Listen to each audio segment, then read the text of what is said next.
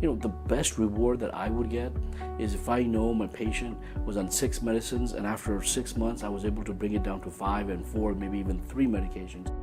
That would be a reward for me. I mean, that's what we should be focused on. That should be our target. And over the years, I think we've lost the true meaning of health. And so we need to go back to WHO, World Health Organization, in the mid-40s define health. And I feel like that is probably the best definition of health even today. And they basically said it's not merely the absence of disease, meaning a patient can look physically healthy. They can look great. They weigh perfect. BMI is perfect. Muscle fat ratio is great.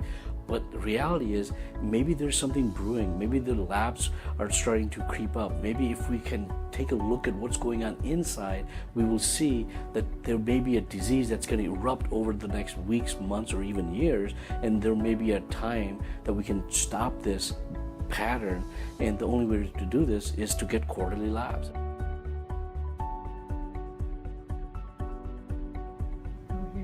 This is going to be so cool. You're being so brave. I'm going to show this to your brother and sister, okay? Look, you didn't even cry. Are we done?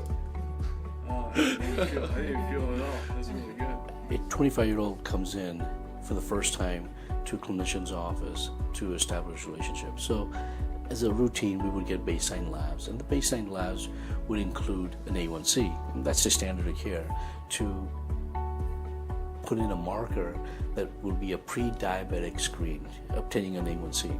That's what the standard of care is. However, it's an absolute myth that A1C is a predictor of diabetes.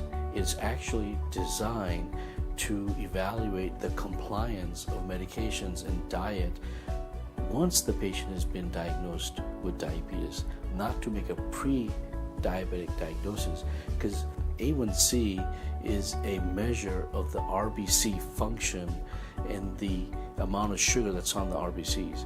And the RBCs in our blood only last for about 90 to 120 days. It's a fallacy and a false satisfaction to the patient to say my A1C is okay because it's only a 90-day indicator. What we should be measuring, what is optimal diabetic care, will be to obtain the insulin level. Why?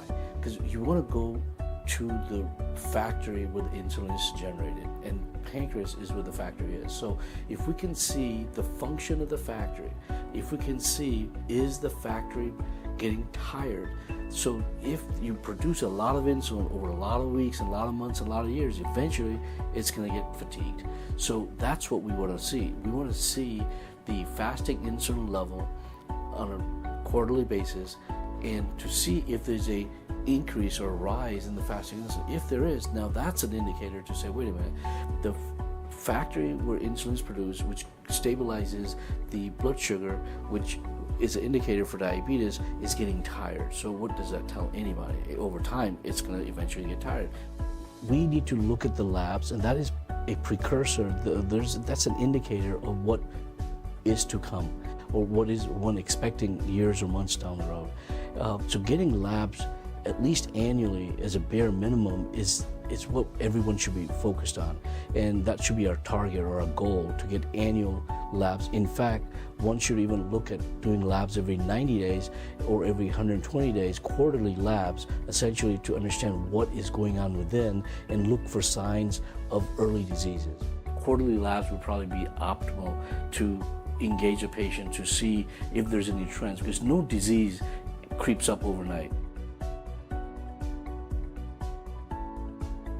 You weren't healthy yesterday and got diabetes today, or you weren't healthy yesterday and got cancer today. It was a gradual process over weeks, months, or years that we could have picked up if we had routinely performed labs on a quarterly basis.